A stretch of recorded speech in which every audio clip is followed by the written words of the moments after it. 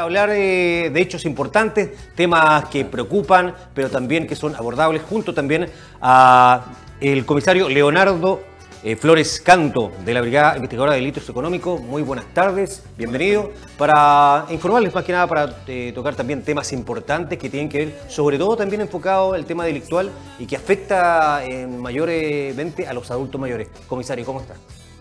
Buenas tardes, gracias por la invitación. Siempre es bueno abordar el delito de estafa en este caso, que es lo que me toca a mí ver día a día en la Brigada Investigadora de Delito Económico Puerto Montt. Entonces, yo, como se me realizó la invitación, quise abordar el tema de estafa en la modalidad cuenta del tío, ¿ya? Esa modalidad siempre el delincuente siempre trata de captar al adulto mayor. Por eso también es un mensaje para la comunidad acá de Yanquihue abordar este tema, para que no caigan ni sigan cayendo en este tipo de delitos. ¿Hay un nivel de porcentaje acá, por lo menos en la provincia o acá en Yanquihue? ¿Han hecho catastro ustedes de esta estafa, principalmente telefónicas con el adulto mayor? La estadística dice, por lo menos en la región de los lagos, dice que hay una o dos víctimas de este tipo de delitos en forma semanal, ¿ya? Que es abordado obviamente a través de una denuncia y se envía al Ministerio Público y ellos manejan ahí una estadística más puntual de la cantidad de delitos de esa índole. ¿Por qué pasa esto generalmente si, como conversamos antes fuera de cámara, a veces pasa que ya la gente ya sabe de este tipo de hechos delictuales con el cuento del tío, lo hemos visto en la televisión, se ha anunciado a través de la radio, a través de las redes sociales, pero la gente sigue, digamos, siendo engañada y estos tipos de personajes siguen también haciendo la suya? ¿Cómo se puede evitar esto? También aparte de ustedes, me imagino que harán charlas, también acá en la comuna, qué sé yo, sería conveniente de repente también hacer este tipo de estas clases ciudadanas como informativas, como lo hicieron también en la feria itinerante que tuvieron hace tiempo atrás. Correcto. Bueno, este tipo de delito, como es en forma telefónica, la mayoría de las veces, el delincuente, ¿qué hace? Se va adaptando en el fondo va modificando, va teniendo una nueva... Él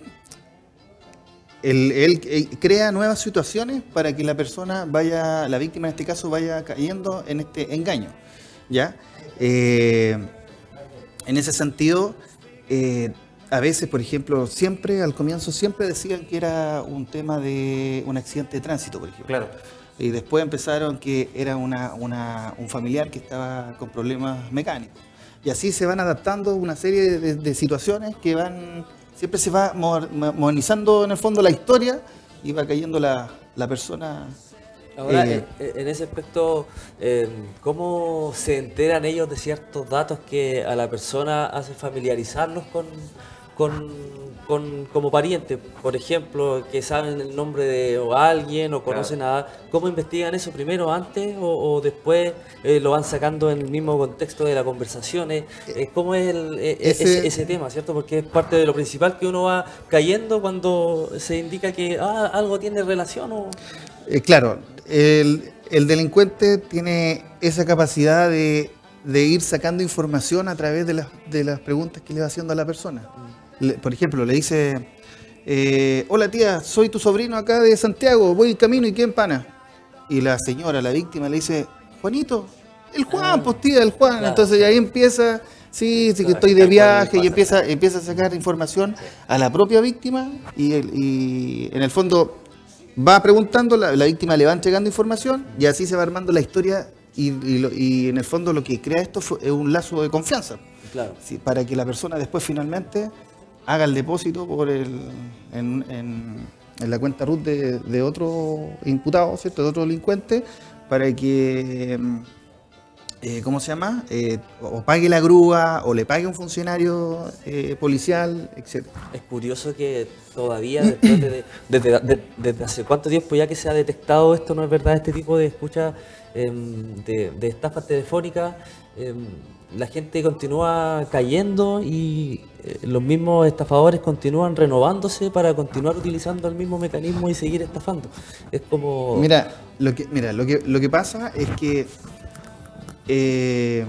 los delincuentes donde van sacando este tipo de información y todo a la víctima, van generando este lazo de confianza. Como decías tú, va contrapreguntando para que sacar información y así obtener mayor cantidad de datos posibles para seguir el relato de su historia. Y lo que me preguntabas tú respecto al tema de cómo sigue cayendo la gente, es porque estos delincuentes abordan la parte emocional de la persona. Abordan la parte del sentimiento, la parte del que un sobrino que hace mucho tiempo que no ven.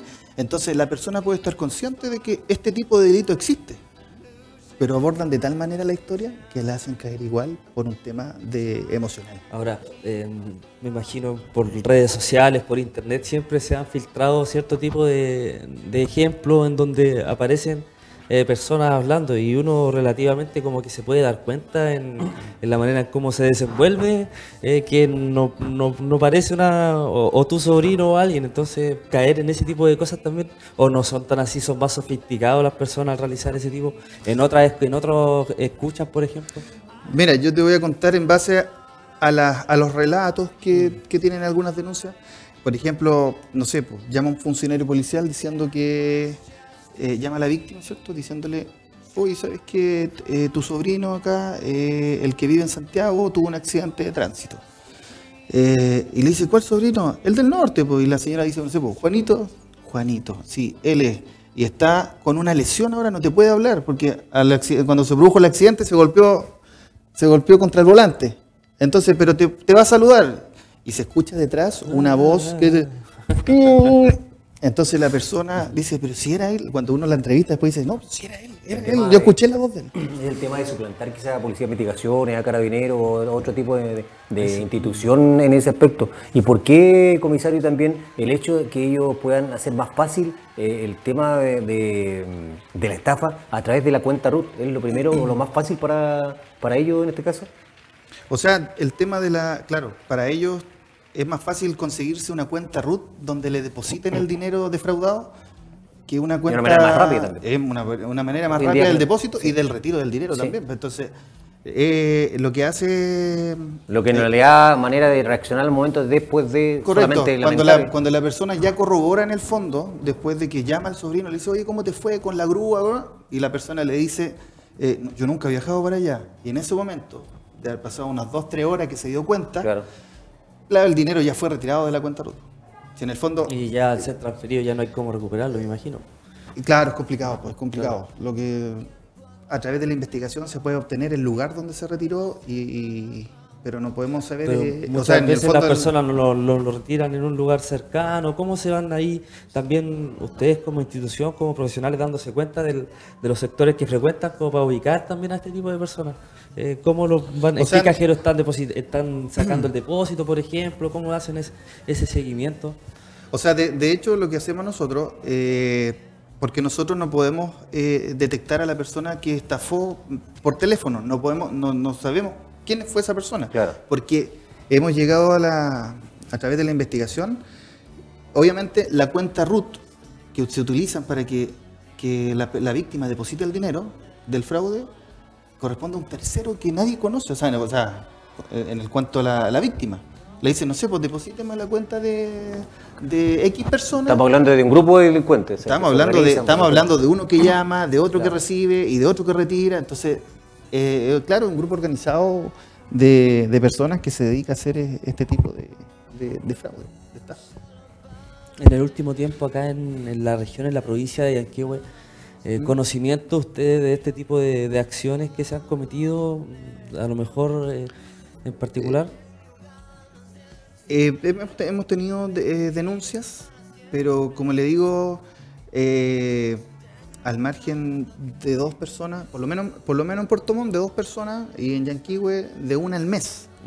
¿Ya? Entonces, eso significa que sí, la gente igual está teniendo un poco más de precaución con el tema de los llamados, con el tema de verificar que sea un familiar.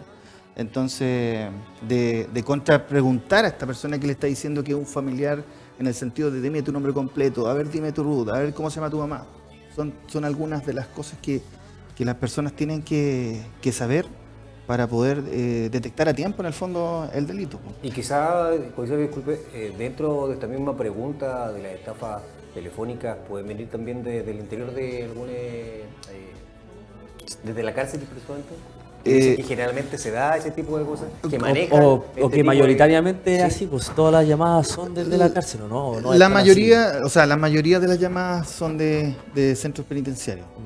De hecho, en algunos casos, la persona, la receptora del dinero producto del fraude, tiene algún parentesco, tiene algún familiar que está detenido. Claro, porque en el fondo, sí o sí, la persona que recibe el dinero tiene que tener algún tipo de vinculación con el que efectuó el llamado. ¿Ya? Entonces, eso es lo que... Y efectivamente, la persona, esa tercera persona o cuarta, como son un grupo grande, que sea de 3 o 4 personas, quizá una de ellas, claro, tiene un nexo con el familiar que está de un recinto penitenciario, pero también puede ser la persona que también está fuera, digamos, de esto. Ah, correcto, sí, también puede ser una persona que está fuera. Porque en el momento alguien tiene que hacer el retiro, alguien tiene que hacer el llamado, alguien que tiene que... O sea, de hecho, en lo mayor de los casos, la persona que hace el llamado es una persona que está interna en un recinto carcelario, y la persona que obviamente recepciona y retira es un tercero conocido de este, o es una persona que le pidieron su cuenta para hacer el retiro, obviamente ganándose un porcentaje del monto total que depositaron. ¿Y a qué alude esa persona cuando uno llega? Dice, es que a mí me pidieron la cuenta, me dijeron que... claro, eso es lo otro que Claro, me dice, a mí me pidieron la cuenta, o sea, yo la presté para un amigo, me dijo que había hecho una venta y yo se la presté, pero nunca pensé que era para este. Y así como que van desvirtuando en el fondo la historia que en el fondo todos sabemos que era hacer el fraude. O sea, nadie presta una cuenta para que te llegue una plata y después te dan un porcentaje por recibirla. O sea, hablaba delante igual de tips importantes también quizás para los adultos mayores, para más que nada prevenir, para también no estén sujetos nuevamente a llamados telefónicos, a estafas telefónicas principalmente. Bueno, dentro de los tips más importantes dentro de este tipo de delitos son, primero que todo, porque la mayoría siempre llama a un funcionario policial diciendo que se produjo un accidente o hay un vehículo con desperfectos mecánicos. Eso. Entonces, lo primero es señalar que un funcionario, tanto de carabineros o de investigaciones, no va a solicitar dinero a una persona para pagar alguna grúa, algún desperfecto, algún seguro. Nunca. Ningún policía pide dinero para este tipo de situaciones. Lo otro es corroborar la información de quién te está efectuando el llamado. En el sentido, verificar nombre completo, verificar el nombre de los padres. En este caso, siempre un sobrino que viene de paseo o un primo que viene... ¿De quién eres familiar entonces? Correcto, ¿no? Corroborar con nombre completo, Ruth, quién es tu mamá, quién es tu papá, a ver quiénes son tus abuelos. Claro. Y la persona, obviamente, ante ese tipo de consulta, o va a cortar el teléfono o va a tratar de... Va a caer. Obviamente, ahí, claro, ahí la persona se va a dar cuenta de que está conversando con una persona que no es su familiar. Pero muchas veces ahora, así como la mayoría también se sienten afectados adultos mayores, hay también gente que también ha salido del paso y no han concretado, digamos, el tema de la estafa a los delincuentes a través de la vía telefónica. Por ejemplo, la gente ya, los mismos tips que está dando, la gente ya ha renunciado, digamos, o ha colgado el teléfono porque ya sabe que está propenso a una estafa. Ah, claro, sí, pues, cuando en el momento que sabes... Que te están llamando para un tipo de estafa, la mayoría de las personas que hace, anota ese número telefónico, en el fondo nosotros para almacenarlo en una base de datos, para saber si ese se repite en otras denuncias o si tiene algún tipo de vinculación con otro hecho. Este tipo de estafa no es tan, ahora actualmente, no es tan común a lo mejor como otro tipo en donde tengan relación las tarjetas de crédito, por ejemplo, estas magnéticas o con microchip. ¿Cuáles de esas dos tipos de estafas son más recurrentes en estos tiempos? O sea, como le estaba explicando, sí o sí la gente ha tomado mayor precaución con el tema de la estafa telefónica, porque el nivel de denuncias que estamos recibiendo de ese delito ha bajado bastante. No así, o sea, siguen cayendo algunos, pero son los menos, en menos cantidad. El delito que que siempre tenemos todos los días casi una denuncia es el de clonación de tarjeta O sea, es o mucho el uso más fraudulento de la recurrente tarjeta de uso crédito. fraudulento de la tarjeta. Mucho más común, mucho más común. ¿A qué se debe eso, por ejemplo? ¿A que se utiliza más o a que es más fácil? ¿Qué tipo de características tiene eso? O sea, de hecho, hay más formas de obtener los datos de la tarjeta actualmente. A través de páginas falsas de internet, a través de un llamado telefónico de un supuesto ejecutivo que te pide los códigos, estos ¿Qué datos datos uno debiera a lo mejor nunca dar en ese aspecto? Cuando reciben una llamada telefónica que a lo mejor puede ser tentadora, pero empiezan a recurrir a qué datos y uno de confianza a lo mejor puede darlos. ¿Qué datos no se deberían dar nunca en ese tipo de situaciones? Primero que todo, nunca entregar la clave secreta de tu tarjeta de crédito. Eso es lo primordial. Esa es personal e intransferible. Esa es tuya, única, y se la puedes entregar solamente en el fondo a la persona de confianza que tú, pero es personal e intransferible. Lo otro es, ¿cómo se llama? Nunca entregar cuando te pidan, por ejemplo, los dígitos que aparecen en la tarjeta. Los dígitos de numeración de la tarjeta. Claro. Y atrás al reverso en la tarjeta también existen unos números unos dígitos de validación de la tarjeta en sí, propiamente sí, tal. Claro, sí, esos sí, números sí. que aquí salen bloqueados, esos son los que te piden para efectuar compras a través de internet y todo eso. Claro. ¿Ya? Entonces, Esta es una manera segura, digamos, como dice Pero tarjeta ahora, segura por- claro, uno puede decir, si le doy ese tipo de números no va a pasar nada, porque necesitan también mi clave. Correcto. No es tan así, ¿verdad? O sea, con ese tipo de información ya pueden realizar algo. O sea, por ejemplo, sí, con solamente esos números y también, obviamente, obteniendo tu clave. Tu clave y tu número y tu cédula de identidad, que siempre es lo que te piden, casi siempre cuando se hace un uso fraudulento de la tarjeta, siempre están pidiendo este tipo de números. La gente lo entrega pensando siempre en que se trata de un ejecutivo del banco o de la casa comercial, por ejemplo, que son las mayores. Hay distintas formas de nombrar los delitos en relación a la tarjeta, por ejemplo, el uso fraudulento o la clonación de tarjetas, ¿son distintos o es lo mismo? O sea, la clonación de tarjeta es el uso fraudulento de la misma. Es en lo sentido, mismo, es lo entonces, mismo. son otras... ¿Y qué otro tipo de delitos, Pero ya- por ejemplo, se cometen Sí, no se está con Cristian. No, después hago yo la pregunta. Ah, ya. Bueno, por ejemplo, lo que quería mencionar y dejarle presente a la gente era que cuando saque o retire dinero de los cajeros automáticos, siempre verificar el lector de la tarjeta, que es donde se introduce el plástico, ¿ya? Ese, hay que verificarlo, moverlo, si está suelto o tiene alguna otra coloración. Lo más probable es que haya un aparato Esté adulterado, claro. que esté adulterado para poder copiar la información de la tarjeta, ¿ya? Lo otro es verificar la salida del dinero. A veces la gente dice, oye, el dinero lo saqué, no salió. También modifican la ranura por donde sale el dinero, donde este queda contenido. En el fondo la gente dice no salió, después el delincuente lo saca y el dinero estaba ahí. ¿Qué se debiera hacer en ese momento? ¿Ir al guardia del Correcto, banco, por ejemplo? ¿O quedarse ahí y buscarlo uno propiamente tal? Porque uno ve que hice la Claro. operación, pero no te sale el dinero, entonces... Claro, lo primero es acudir al guardia de la entidad bancaria y señalar que efectuaste una operación bancaria y no te respondió. Y Claro. él activar ahí un protocolo claro. de seguridad en cuanto a verificar qué pasó en ese cajero. Quizá es más vulnerable cuando alguien, una persona va al cajero automático, es más vulnerable o fácil quizás de estafar a través de este tipo de circunstancias la tarjeta, la que es ya común y corriente, como decías tú, Cristian, delante, la con ranura, porque ahora hay otros con el microchip. Correcto.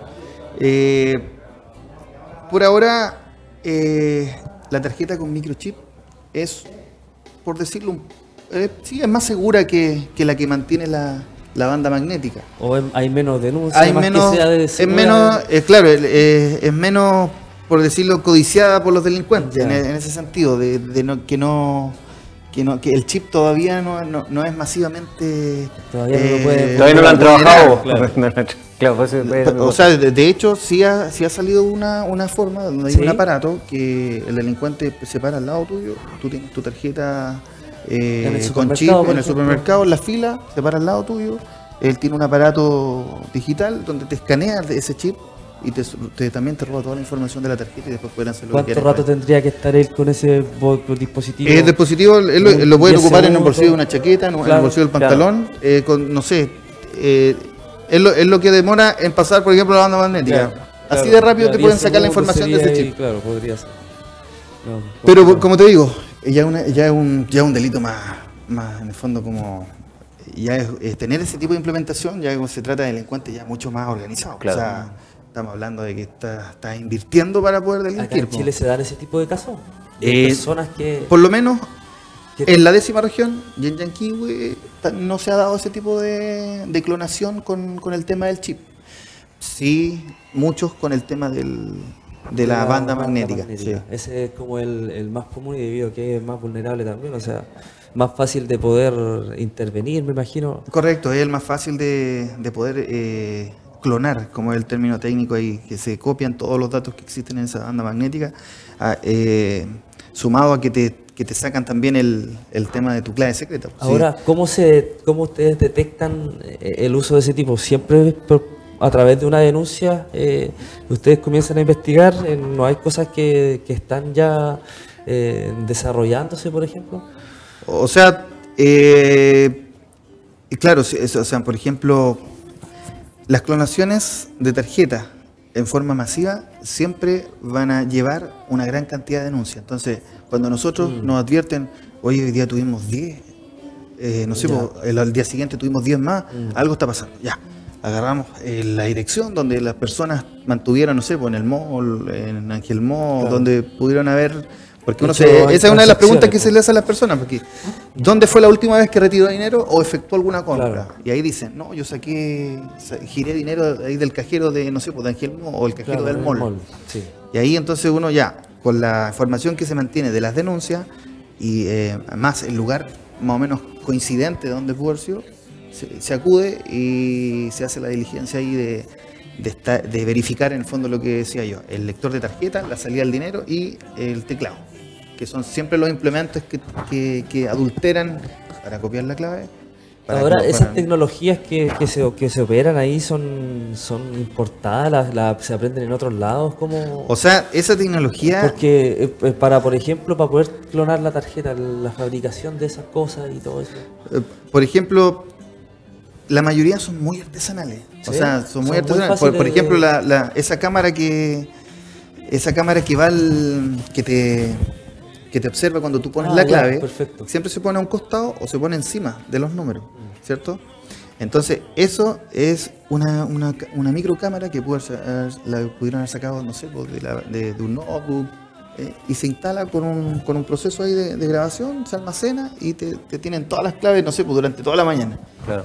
¿Ya? Pero son... Y después hay otra operación de ellos mismos de poder obtener la tarjeta. Correcto, sí, porque Claro. después hacen ahí todo, Ahí hay otro. todo un proceso delictivo para poder obtener toda la información y así poder concretarla. Qué complicado que existen organizaciones. Claro, acá en la región no, pero me imagino que en Chile, principalmente en Santiago, eso se da. Claro, habitualmente, ¿no? a nivel central realmente hay organizaciones que se dedican a este tipo de delitos.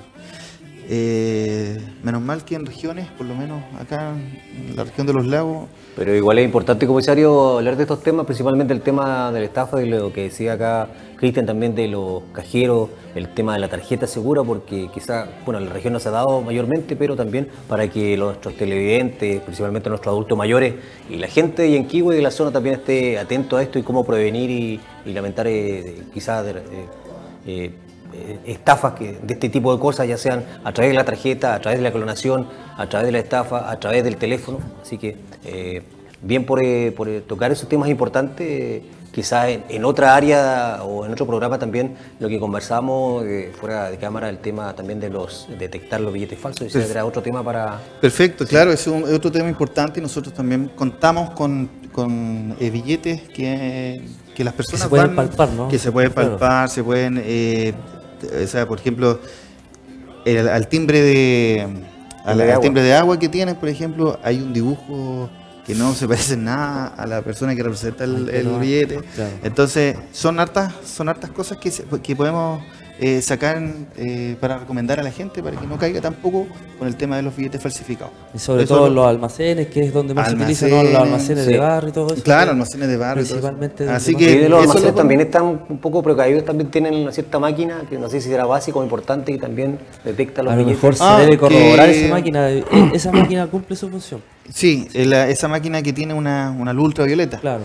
Que al exponer el billete a esa luz se muestra la imagen que tiene el sello de agua, ¿sí? Colores fluorescentes, tiene el sello de agua,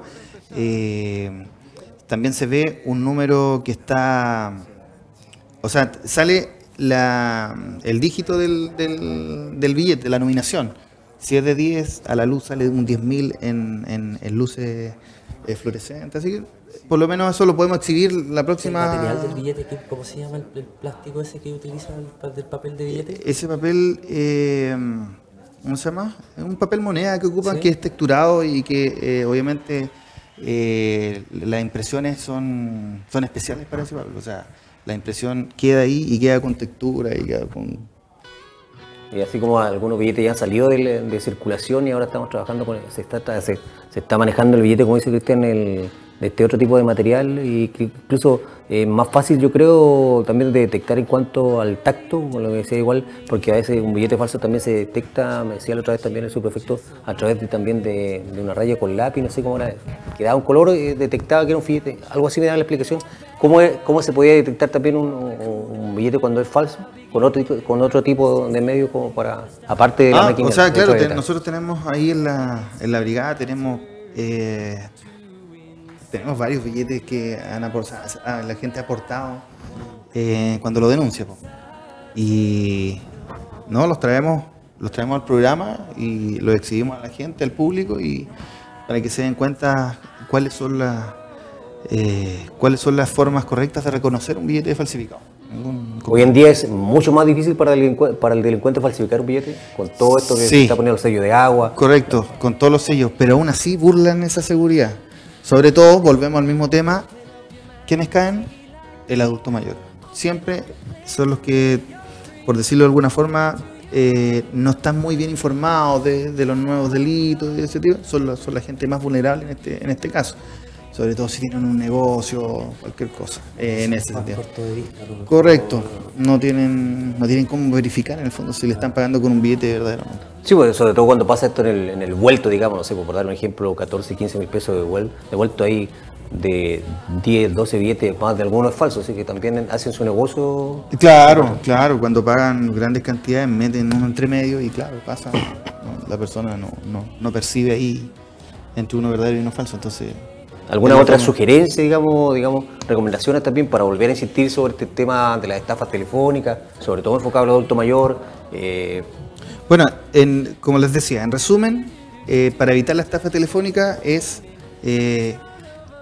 corroborar la información del supuesto familiar, contrapreguntarle a lo que él le vaya diciendo, en el sentido de: hoy vivo acá en tal lado, ¿dónde vives? Oye, pero si soy hijo de la Juanita, ¿qué es Juanita? Y empezar a hacerle contrapreguntas y así de esa forma lograr que esta persona o cuelgue el teléfono o ya no siga adelante con el engaño. Claro. ¿Ya? Ese es algo súper importante. Y como consejo para el tema de las tarjetas de crédito, era para evitar que sean adulteradas o clonadas las tarjetas, era evitar ocupar un cajero en lugares aislados o alejados. Son los predilectos de los delincuentes, claro. Porque en el fondo nadie los fiscaliza, claro. Entonces van, instalan ahí su tema.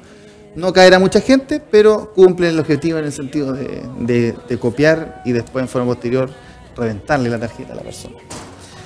Hemos instaurado un importante tema de conversación en el área también de delitos económicos, en conjunto con el comisario Leonardo Flores, a quien agradecemos una vez más por haber acudido también a la invitación. Ya en un próximo programa quizás contarles a la gente también el tema de los billetes falsos, de qué manera proceder, de qué manera prevenir este tipo también de, más que estafa, que no engañen a la gente. Cristian, agradecerte también la compañía en el primer bloque del programa. Ya estaremos la próxima semana, comisario, también comentando o abordando otro tema importante que tenga que ver con los delitos tanto económicos. Ya hemos hablado también de los delitos de la brigada de delitos sexuales. Así que hay varios temas a través de la Policía de Investigación, a quien agradecemos nuevamente que haya estado compartiendo estos temas importantes, y también a nuestros televidentes que nos siguen a través de Canal 50 de Telefónica del Sur. Las pantallas, comisario, para que se despida también, y agradecerle una vez más haber estado acompañándonos con este importante tema. Bueno, reiterar mi agradecimiento por la invitación, y siempre es bueno aportar información relevante para que las personas puedan prevenir los delitos. Así que muy contento de su invitación a una posterior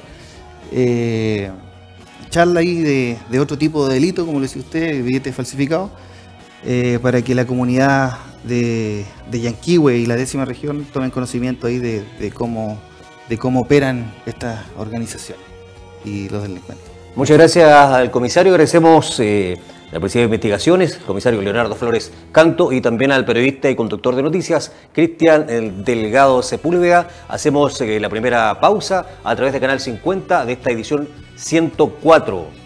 Ya volvemos.